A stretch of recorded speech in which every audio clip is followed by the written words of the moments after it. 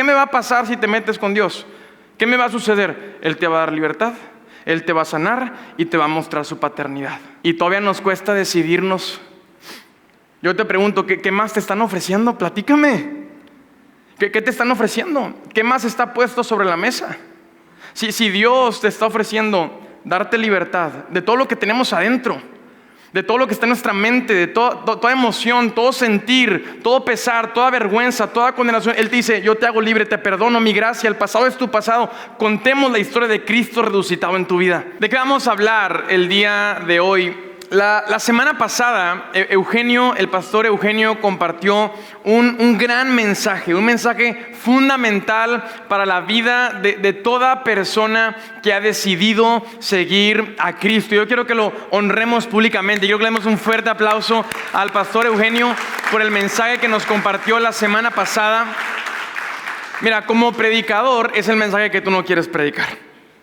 O sea, los versos que Eugenio, en los que profundizó, los que estuvimos estudiando, no son los versos que quieres que te toquen el domingo que te toca compartir. Son versos complicados.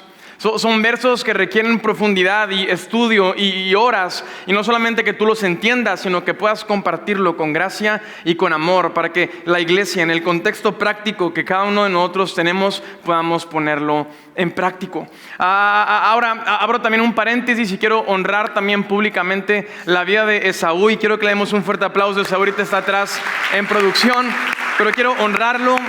Esaú, todo el equipo pastoral, estamos bien orgullosos de ti. Esaú estuvo predicando por primera vez el viernes en la reunión de jóvenes aquí en Aliento. Un excelente mensaje.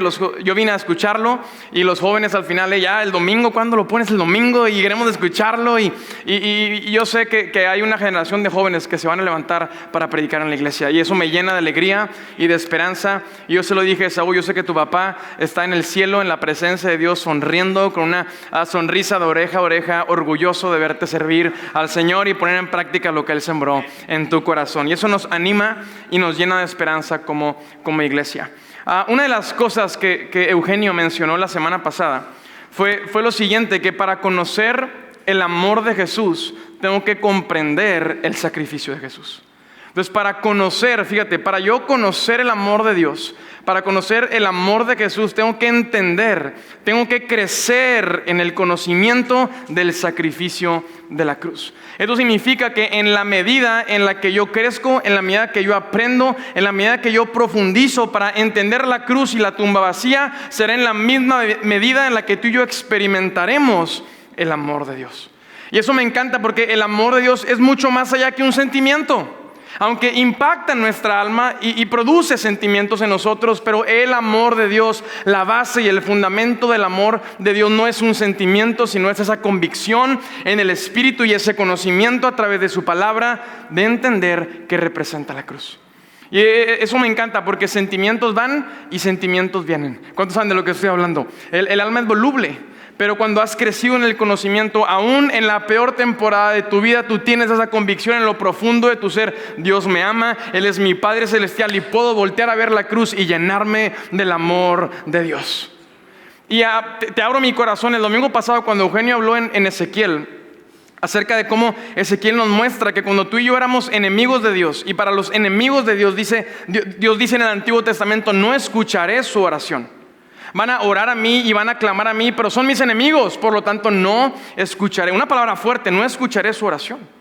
Pero luego vemos en el Nuevo Testamento a Jesús en el Getsemaní dirigiéndose a la cruz del Calvario, y Jesús ora al Padre.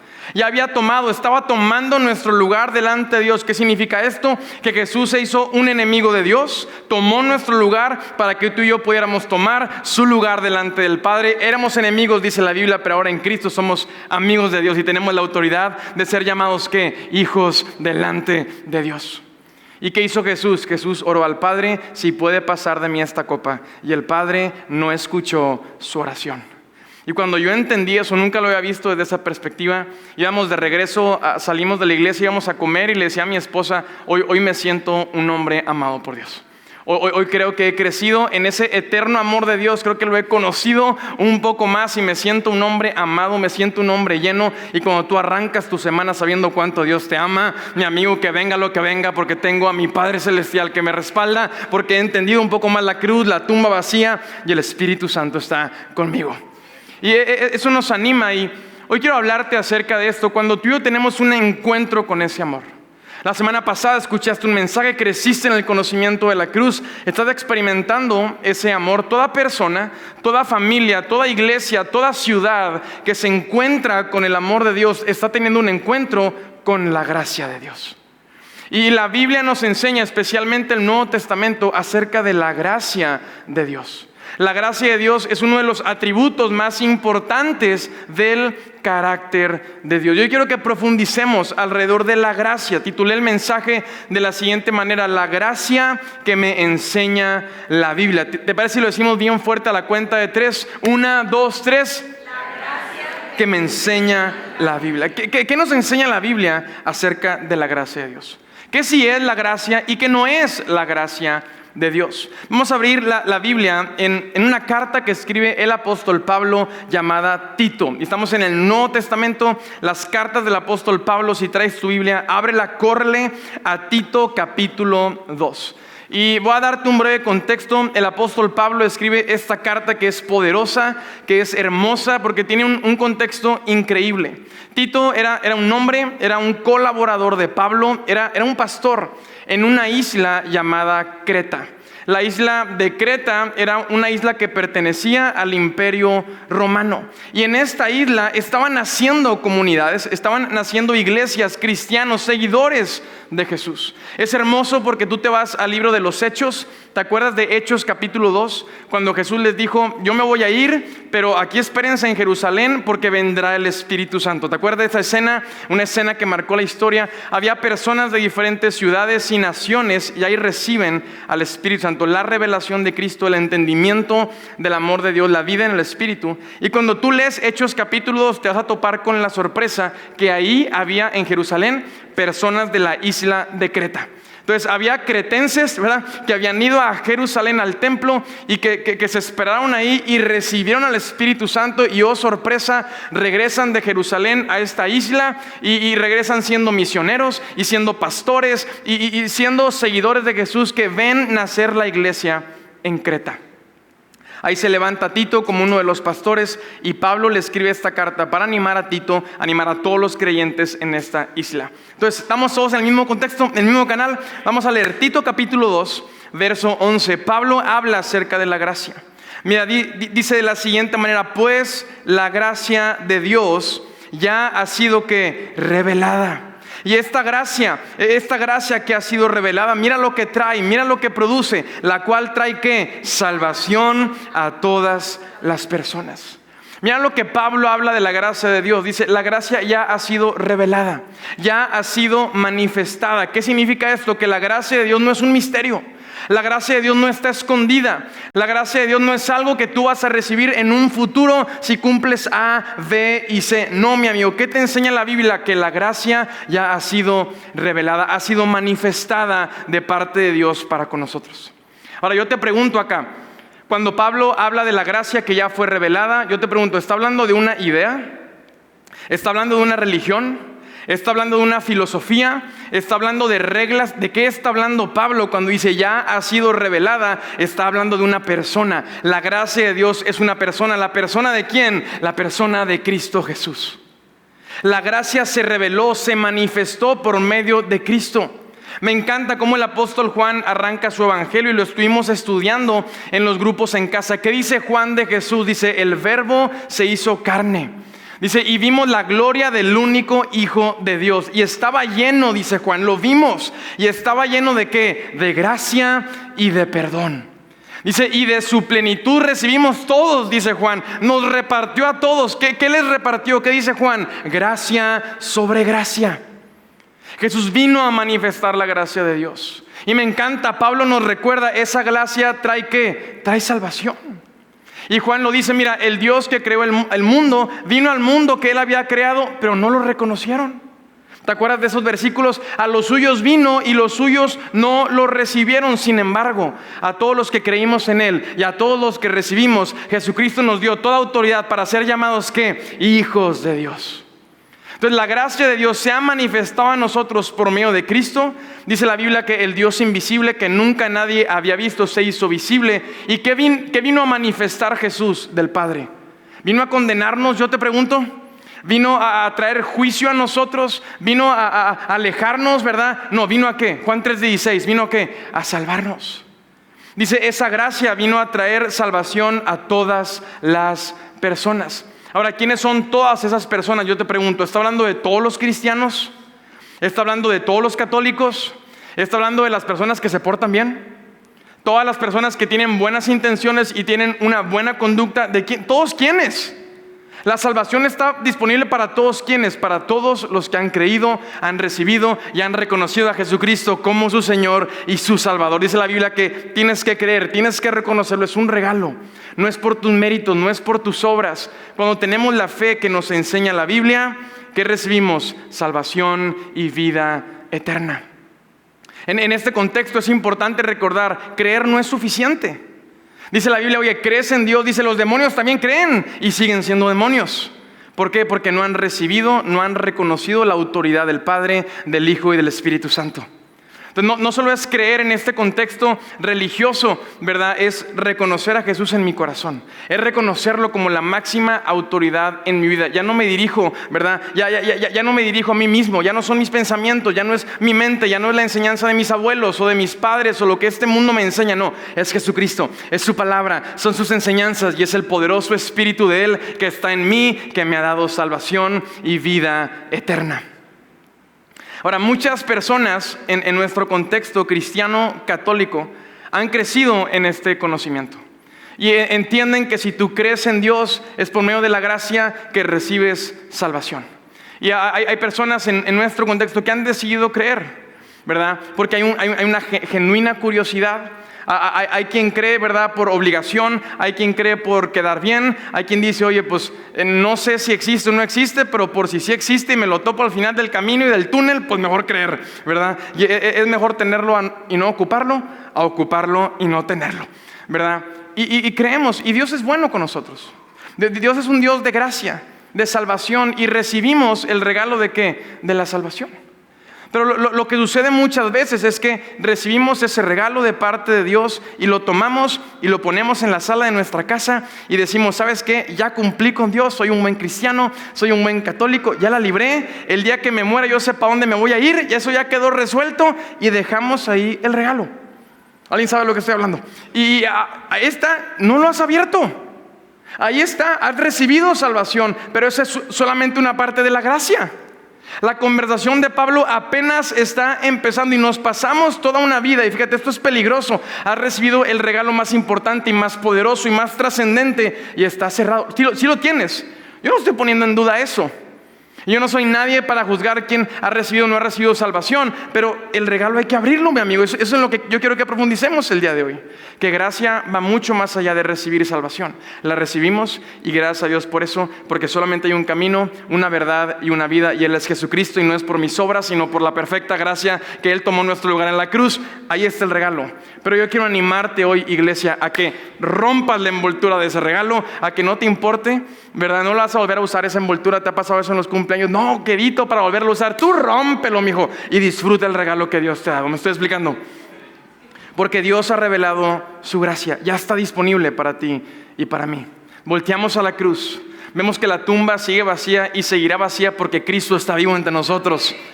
Pero la conversación apenas empieza.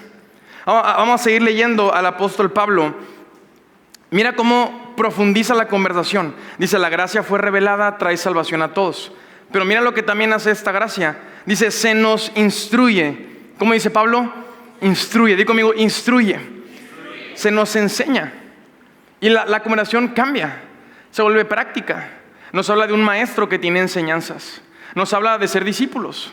Nos habla de una teoría, de una práctica. Nos habla de conocimiento. Se nos instruye a que nos apartemos de la vida mundana y de los placeres pecaminosos. No, empieza a contrastar Pablo. Hay una antigua manera de vivir antes de Cristo y después de Cristo, Pablo nos recuerda, hay un estándar más alto. Hay cambio. Dice, el regalo no es para que se quede ahí, ábrelo y experiméntalo, ¿verdad? No hasta el día que te mueras, sino todos los años que te quedan aquí en la tierra. Yo les preguntaba a los de la primera reunión, ¿cuántos años más o menos le calculas que nos quedan a usted y a mí aquí en la tierra? Échale cuentas.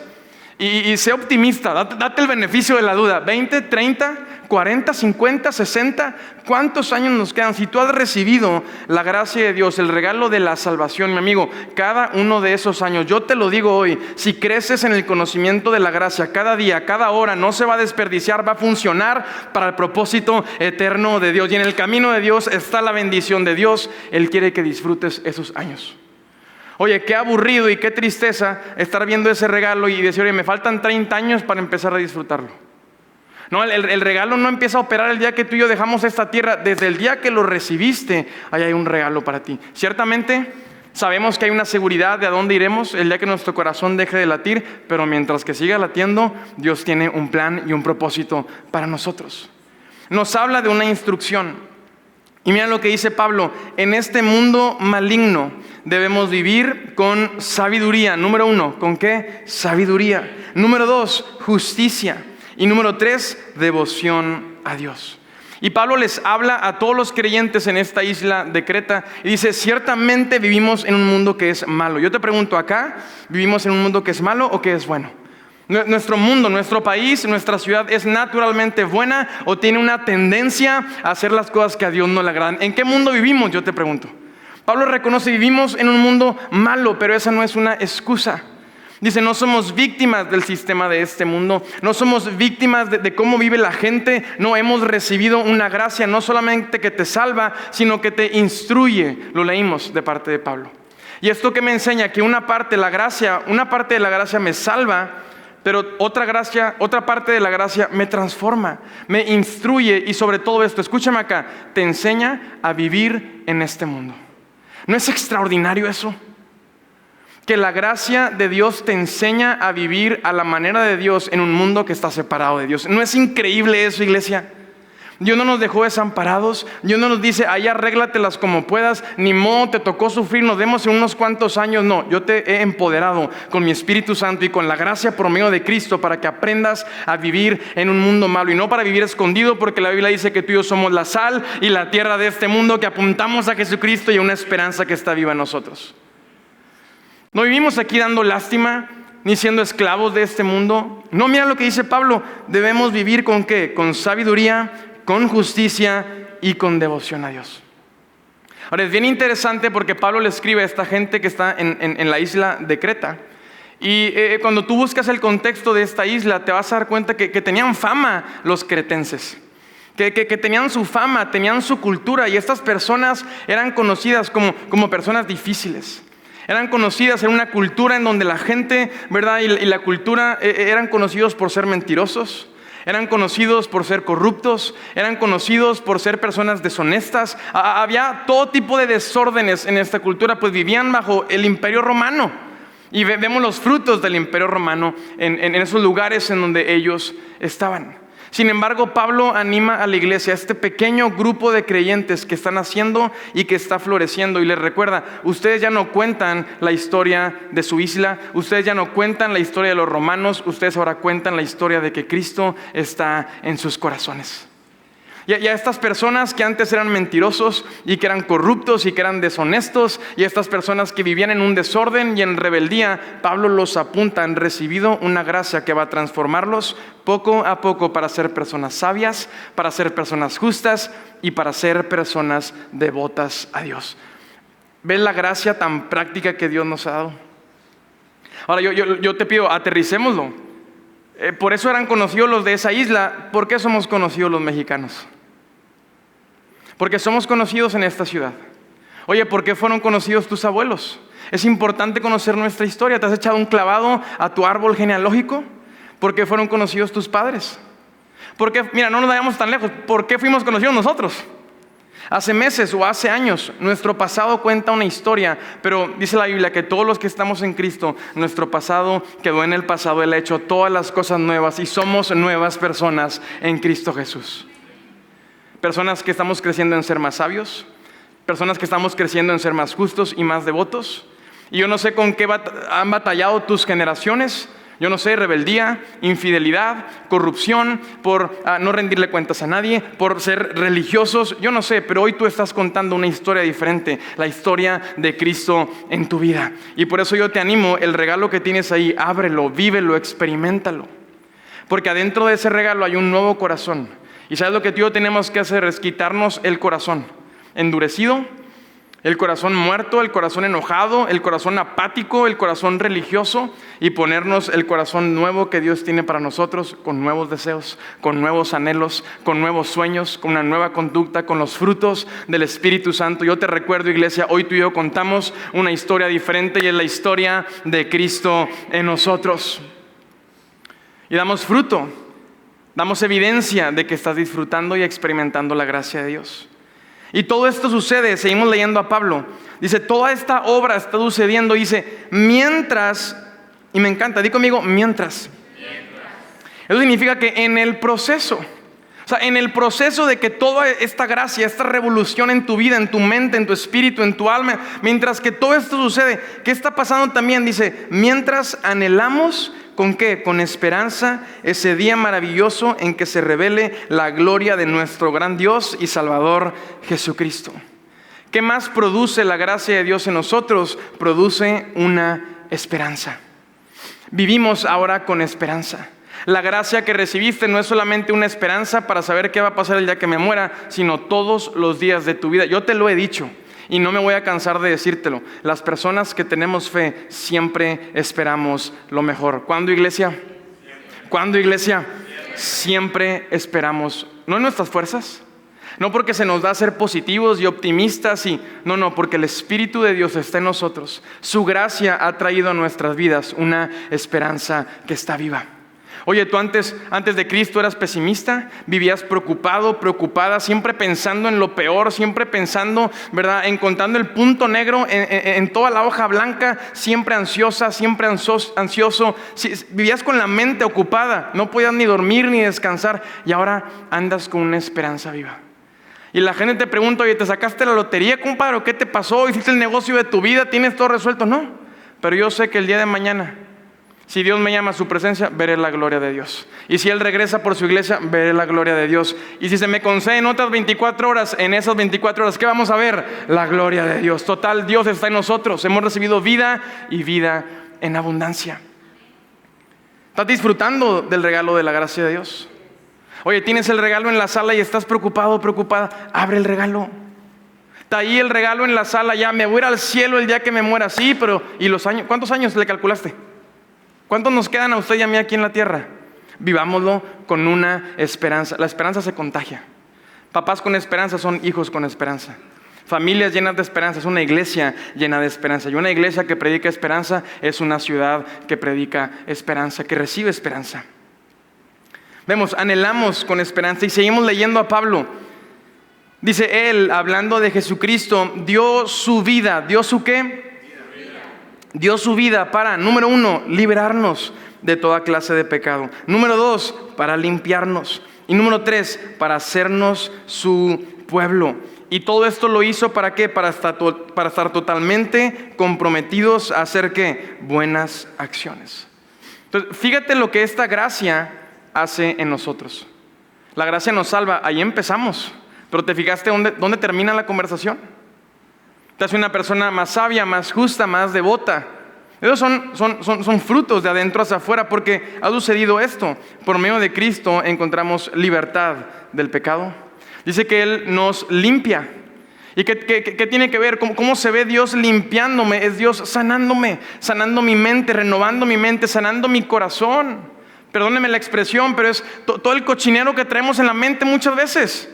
Pensamientos y formas de pensar y Dios va sanando eso. Todo el veneno que traemos en el corazón para acabar pronto, todo es la amargura, el enojo causado por las heridas, por lo que hemos experimentado. Eso Dios lo sana y lo restaura y nos da un corazón nuevo. Y finalmente dice, nos hace su pueblo. ¿Qué significa esto? Nos hace su familia, nos adopta, experimentas la paternidad de Dios. Tienes un Padre espiritual, no eres un huérfano en este mundo, tienes un Padre que está en los cielos, que te ama, que te abraza, que te cubre, que te corrige, que camina contigo, que se anima contigo, que te felicita, que te dice, estoy orgulloso de ti, no estás solo y no estás sola, tienes un Padre celestial.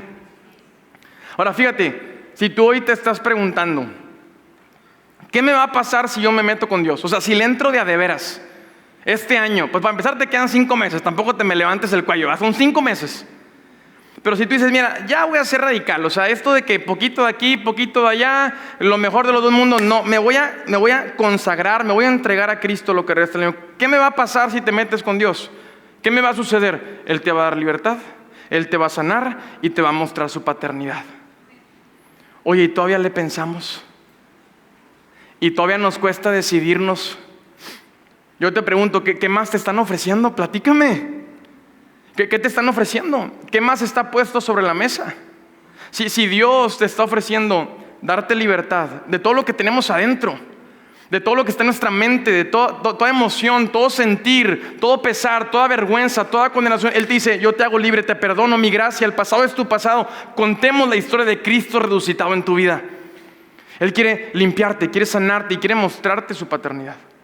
Y hay quienes toman el camino fácil y dicen, oye, es que eso está muy difícil, está muy complicado. Y yo te digo, no, mi amigo, complicado es vivir siendo esclavo toda tu vida.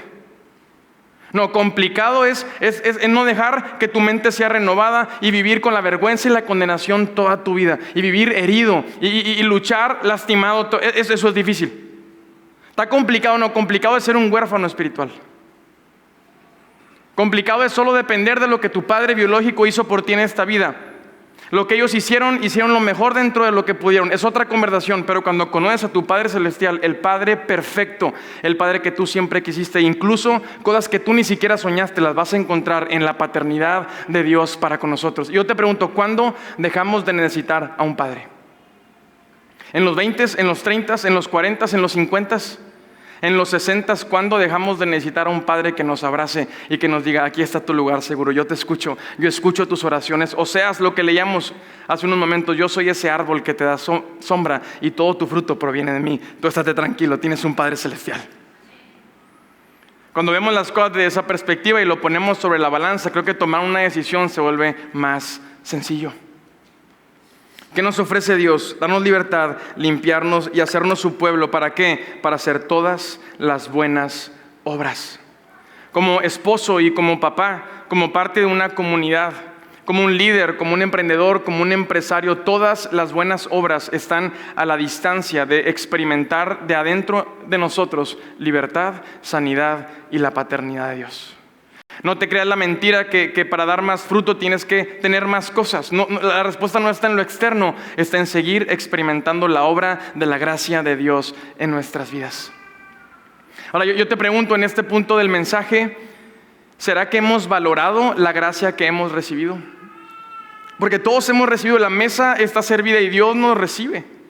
Dios nos dice, siéntate juntamente contigo. Yo te pregunto, en tu caminar con Cristo, ¿has valorado, has sabido administrar la gracia que Dios te ha dado? Y a lo mejor tienes meses caminando con Cristo, a lo mejor tienes años, tienes toda una vida. No importa el tiempo, en la etapa en la que estás, ¿has sabido valorar y administrar esa gracia salvadora y esa gracia transformadora que se te ha sido revelada por medio de Cristo? ¿Hemos sabido valorarla? Una gran pregunta. Y Jesús enseña acerca de esto en una parábola que está en Mateo capítulo 18. Y vamos a leerla. Es una historia muy buena, la parábola del siervo despiadado. Mateo capítulo 18. Quiero que la leas y quiero que reflexiones en este sentido. ¿Será que he valorado la gracia que Dios me ha dado? ¿Será que he apreciado, he atesorado, he cuidado, he sido responsable en administrar esa gracia que no solamente me ha salvado, sino me hace una persona más sabia, más justa, más devota, me ha dado una esperanza viva, me ha dado libertad, sanidad, me ha mostrado su paternidad, me ha llevado a hacer las buenas obras? ¿Hemos, iglesia, valorado eso? Vamos a leer Mateo capítulo 18, ¿estamos listos? Verso 23, Jesús está enseñando, dice, el reino de los cielos se parece a un rey que quiso ajustar cuentas con sus siervos. Al comenzar a hacerlo, se presentó uno que le debía 10,000 monedas de oro. ¿Cuántas monedas? 10,000 monedas. Como él no tenía con qué pagar, el Señor mandó que lo vendieran a él, su esposa y a sus hijos y todo lo que tenía, para así saldar la deuda. El siervo se postró delante de él y mira lo que le dice: tenga paciencia conmigo, rogó, y se lo pagaré todo. El Señor se compadeció de su siervo, perdonó su deuda y lo dejó como en libertad. ¿Qué es lo primero que hace la gracia de Dios en nosotros? Lo leímos hace unos momentos, nos da ¿qué? Libertad. Al salir, aquel siervo se encontró con uno de sus compañeros que le debía 100 monedas de plata. ¿Cuánto le debía? 100 monedas de plata. Dice que lo agarró por el cuello y comenzó a ¿qué? A estrangularlo. Págame lo que me debes, exigió. Su compañero se postró delante de él: ten paciencia conmigo, rogó, y te lo pagaré. Pero él se negó, más bien fue y lo hizo meter ¿en dónde? En la cárcel hasta que pagara la deuda. Cuando los demás siervos vieron lo ocurrido, se entristecieron mucho y fueron a contarle a su señor, al rey, todo lo que había sucedido. Entonces el Señor mandó llamar al siervo. Siervo malvado, ¿cómo le dijo? Malvado. Te perdoné toda aquella deuda porque me lo suplicaste. ¿No debiste tú también haberte compadecido de tu compañero, así como yo me compadecí de ti? ¿Qué historia acabamos de leer? ¿Qué parábola nos enseña Jesús? Jesús nos muestra el caso de un rey que tiene siervos y les prestó dinero. Y al cabo del tiempo regresó para que le rindieran cuentas, como estaba en su derecho de hacerlo. Y al primer siervo con el que tiene una conversación es un siervo, leímos que le debía 10,000 monedas de oro. Yo estaba leyendo Mateo 18 y no sé si fue por curioso o por chismoso, pero dije, pues ¿cuántos son 10,000 monedas? En el contexto actual, más o menos, para ubicarnos, ¿verdad? ¿Cuánto le debía? Entonces empecé a investigar y tomando aproximadamente el salario mínimo de ese tiempo con el salario mínimo que tenemos hoy en México. Y fíjate, este hombre tenía una deuda, ¿de cuánto crees? De miles de millones de pesos. Tenía una deuda ¿de cuánto? De miles de millones de pesos. Impagable esa deuda. ¿Cuánto te tardas en pagar una deuda de miles de millones? Se le acerca el rey, ¿verdad? Su señor le dice, oye, págame, me debes. Y le contesta, oye, tenme paciencia, canijo. No es que te tenga en 7 vidas, no me vas a terminar de pagar miles de millones. Ya no es un tema de paciencia, y le ruega, se pone de rodillas y iban a vender a toda su familia y todo lo que tenía. Sin embargo, en esta historia vemos la hermosa gracia de Dios manifestarse. Y dice que el rey se compadeció de su siervo. No porque podía pagarle, no porque lo iba a poner a trabajar y iba a poderle pagar con intereses. Era imposible, era una deuda como impagable. Pero se compadeció de él, le mostró gracia. ¿Y qué hizo? Le perdonó la deuda. Dice que este hombre salió porque lo dejaron ¿en qué? En libertad. Que experimentamos la gracia que nos salva. Y esa gracia que nos salva nos da ¿qué primero? Libertad. ¿Cómo crees que se sentía ese hombre después de que salió de esa cita? Yo termino de pagarle lo que le debo a CFE y siento que vuelo, ¿verdad? Como palomita. Imagínate cuando te perdonan una deuda de miles de millones. Y sale este siervo y en el camino se topa a uno de sus compañeros, a un consiervo, que daba la casualidad que le debía dinero, ¿verdad? Y leímos que este siervo le debía a su compañero, ¿cuánto? 100 monedas. Y dije, ya la curiosidad mató al gato. Y dije, pues, ¿cuánto le debía? 100 monedas de plata en el contexto del día de hoy son alrededor de 30,000 pesos. Entonces, al que le acaban de perdonar una deuda de miles de millones, se topa a un compañero que le debe 30,000 pesos. Ahora, yo no me voy a parar aquí a decirle que 30,000 pesos es poca cosa, porque no lo es, nadie te lo regala. Pero la verdad es que de una deuda de miles de millones a deber 30,000 pesos es una deuda bastante manejable y bastante pagable. Te administras, armas un presupuesto, lo cubres en abonos, no sé, pero lo resolvemos, ¿o no, iglesia? Se puede pagar. Ve a este compañero que le debe 30,000 pesos alrededor y pierde la cabeza. ¿Qué hizo? Lo agarró del cuello, te fijaste, empezó a ahorcarlo. Págame lo que me debes. Y fíjate cómo su compañero toma la misma postura. Se postra delante de él, le pide paciencia, te lo voy a pagar. Pero este cuate está enfurecido. ¿Y qué leímos? Que lo mete a la cárcel y le dice, vas a salir el día que me pagues. El rey se entera de todo esto y lo manda a llamar. Y lo confronta. Y le dice, ¿qué te pasa, desgraciado? Yo no te acabo de perdonar una deuda de miles de millones, una deuda impagable. Dice, ¿no me compadecí yo de ti? ¿No te mostré de mi gracia? Y me encanta cómo cierra: ¿no debiste tú también mostrar gracia? ¿No debiste también compadecerte como alguien se compadeció de ti? ¿De qué nos habla Jesús en esta historia? Esta historia no se trata ni de dinero y tampoco se trata si podemos o no cobrarle a la gente que nos debe. ¿De qué se trata esta parábola? Se trata de la condición del corazón de un hombre que no supo valorar y administrar la gracia que había recibido. Esta historia nos muestra la condición de un hombre que no supo valorar, que vio como poca cosa toda la gracia que se le entregó. Le acababan de pagar una deuda impagable de miles de millones. Hay dos cosas que yo quiero resaltar y con eso terminamos el día de hoy. La primera pregunta que yo me hago cuando leo Mateo 18 es: ¿cómo rayos terminas debiendo miles de millones? ¿Cómo terminas debiendo? Oye, es que me llegó el Buen Fin y me confié, traía la tarjeta. No terminas debiendo miles de millones, ¿verdad? Espero que nadie haya aquí en ese caso, ¿verdad? ¿Cómo terminas debiendo esa cantidad? Algo impagable. ¿Qué te habla? Que este hombre está enfermo, en la mente y en el corazón. Había un desorden total en su vida. Y yo no sé si era ludópata, si tenía un vicio o una adicción. No sé si estaba poseído por el materialismo y el consumismo. Sé que sabio este cuate no era sabio, inteligente no era brillante, pero estaba enfermo. Y había un desorden tan grande que perdió todo sentido común en cuanto a las proporciones. ¿Estás de acuerdo conmigo? ¿Cómo terminas debiendo esa cantidad? Había un desorden, había perdido el sentido común en cuanto a valorar y tener proporciones. Y fíjate, recibe la gracia. Gracia que le da libertad, es lo primero, la gracia que salva. Le perdonaron la deuda. Pero fíjate cómo este hombre no permitió experimentar la segunda parte de la gracia. Este hombre, su mente no fue renovada. Su corazón no fue transformado. Sí, encontró libertad, pero nunca abrió el regalo. Vemos que ese mismo desorden, no encontró libertad de ese desorden. ¿Por qué lo sabemos? Porque ese mismo desorden que no sabía entender cantidades, así como terminó con esa deuda cuando recibió la gracia, cuando se le pagó la deuda, no supo entender todo lo que había recibido. No sé si me estoy explicando el día de hoy. Y después de que te pagan una deuda de miles de millones, andas ahorcando al que te debe 30,000 pesos. Había un desorden total en la mente y en el corazón de este hombre. Y esto que nos enseña que el desorden en nuestra vida, en lo cotidiano, mi amigo, en lo práctico, no nos deja valorar y terminar de administrar la gracia que Dios nos ha dado. El desorden será un sinónimo y una evidencia de aquello que no valoramos. Lo contrasto con el tema del orden. El orden siempre te mostrará eso que valoras. Eso que valoras lo mantienes ordenado. ¿A poco no? Eso que atesoramos, lo cuidamos.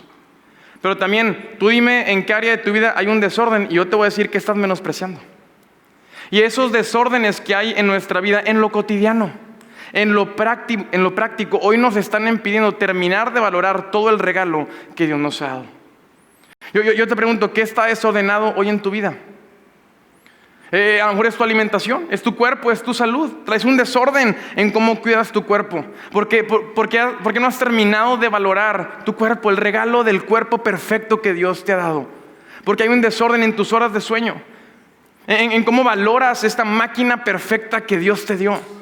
A lo mejor tienes hoy un desorden en tus relaciones. Y no me tengo que meter a mucho detalle, pero simplemente la Biblia te dice: honra a tu padre y a tu madre, y no los estás honrando. Vives en su casa, te pagan las cuentas y no los honras. Hay un desorden en tus relaciones. Ese desorden que hay con tus amistades, no sabes conducirte con el sexo opuesto. Ese desorden que hay en tu soltería, no tienes límites. Ese desorden en tu sexualidad, ese desorden habla de ¿qué? De que no has valorado, de que tomas como poca cosa las relaciones y el poder que Dios te ha dado. ¿Cómo vamos a valorar entonces la cruz? ¿Cómo vamos a valorar entonces la gracia si no valoramos a nuestra familia, si la tomamos como poca cosa y tú quieres valorar la cruz del Calvario? Nuestras finanzas, el desorden, no tenemos un presupuesto, no sabemos ni cuánto ingresamos ni cuánto gastamos, damos de deuda en deuda, deudas de consumo. Ese pequeño desorden que tú y yo pensamos, eso no tiene nada que ver con Dios. Esos son temas míos personales que ahí los voy resolviendo. No, el desorden poco a poco crece en nosotros.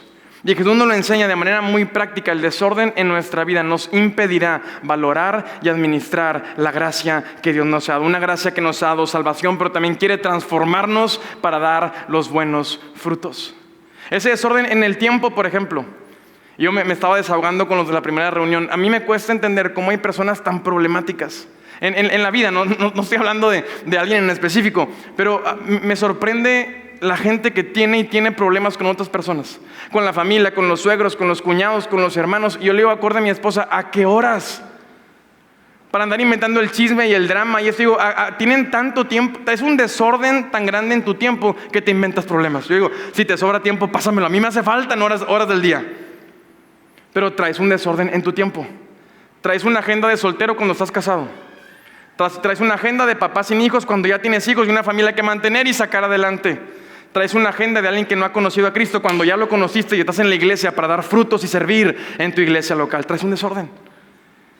Y no valoramos las 24 horas que tenemos y quieres valorar la gracia que Dios te ha dado, la cruz del Calvario, la tumba que está vacío, el poder de Cristo resucitado en nosotros. Entonces, ¿por dónde empezamos? Por dejar que Dios, por medio de su gracia, ordene poco a poco y traiga orden a nuestro desorden. Pero hay que estar dispuestos y disponibles. Hay que dejar que Dios haga su obra en nosotros. No solamente de darnos libertad, eso está padrísimo. Pero este hombre tenía un tema mucho más grave que tenía que atender. Apenas estaba empezando el proceso de formación de este hombre. No dejes. Yo te animo, iglesia, los años que nos quedan en esta vida, experimentemos la obra de Dios en nosotros. Mira, cuando tú recibes a Jesucristo, tu espíritu, sucede un cambio inmediato. En ese momento naces de nuevo. No en 6 meses, no en un año, tu espíritu se conecta con el Espíritu de Dios. Es inmediato el cambio en el espíritu. Luego Él empieza a trabajar en nuestra alma, emociones, pensamientos y voluntad. Él te hace libre de los pecados, Él te sana, te limpia, te restaura, Él te muestra su paternidad. Pero fíjate, también hay una obra en nuestro cuerpo. Cuando termina la obra en nuestro cuerpo, ¿qué dice la Biblia? Queda hasta el día que tú y yo seamos llamados a la presencia de Dios. Que cuando tú y yo, nuestro corazón deje de latir en esta tierra, el proceso de santificación del cuerpo terminará. Pero es una obra que está en proceso. No nos esperamos, no decimos el día que yo me muera, no, desde este día, desde mi presente, Señor, quiero que tú hagas tu obra completa en mi vida. Entonces, número 1, esta parábola nos enseña cómo es importante traer orden a nuestra vida. Cómo es necesario que Dios se meta, como decimos popularmente, hasta la cocina. Tú déjalo. ¿Qué te va a pasar si te metes con Dios? Te va a dar libertad, te va a sanar y te va a mostrar su paternidad. Mi amigo, vas a estar en el buen camino y ahí en el buen camino está la bendición de Dios para ti. Número 1. Número 2, y con esto cierro el día de hoy. ¿Cómo saber si estoy valorando y administrando de manera correcta la gracia de Dios? Una vez que tú y yo experimentamos a Cristo, en el contexto de lo que estamos hablando y a grandes rasgos, tú en esta vida te vas a topar con 2 tipos de personas. Número 1, con personas que no han experimentado todavía la gracia de Dios. Personas que están lejos de Dios, como un día tú y yo estábamos lejos de Él. Dice la Biblia que estábamos muertos, pero Él de ahí nos sacó, nos dio vida y nos resucitó juntamente con Él. Pero hay personas en nuestra vida, en nuestras familias, personas que amamos con todo el corazón, que no han experimentado todavía esto. Número 1. Número 2, te vas a topar con personas que tienen más experiencia que tú en la gracia de Dios. Personas que son más maduras, personas que tienen un camino recorrido, que tienen más tiempo en la palabra de Dios, personas que han dado testimonio, personas que, no sé si me estoy explicando en ese sentido, que son más maduras que nosotros. Entonces, personas que no han experimentado a Dios y personas que lo han experimentado más que uno. Escúchame acá, el cómo tú y yo nos relacionamos con estos 2 tipos de personas es la mejor evidencia de qué tanto valoramos y hemos sabido administrar la gracia que Dios nos ha dado. Yo te pregunto, ¿cómo te relacionas con las personas que no han experimentado a Cristo? Oye, si yo conozco a alguien, mi familiar, mi amigo, esa persona cercana que tengo toda la vida conociéndolo, ahora yo estoy en Cristo y mi respuesta ahora para con Él es juzgarlo, es condenarlo, es cerrarle la puerta. No, oye, no se me vaya a pegar lo que tú traes, compadre. Y cuando somos así, ¿de qué te habla eso? Que no has entendido que a ti se te acaba de perdonar una deuda impagable y andas ahorcando al que te debe 30,000 pesos. Insisto, no estamos hablando de dinero, sino de la condición de un corazón. Y somos los primeros en cerrar las puertas, somos los primeros en juzgar, en criticar, ¿de qué te habla eso? Que no has entendido todavía la gracia que tú recibiste. Te pongo el ejemplo de ahora el 6 de septiembre, el Teatro Nena Delgado. ¿De tú quién crees que queremos que se llenen las butacas de ese teatro? de puro santo, inmaculado. Mi amigo, de las peores personas, de los pecadores que están más muertos y más lejos de Dios. ¿Y vamos a juzgarlos? ¿Y vamos a escandalizarlos?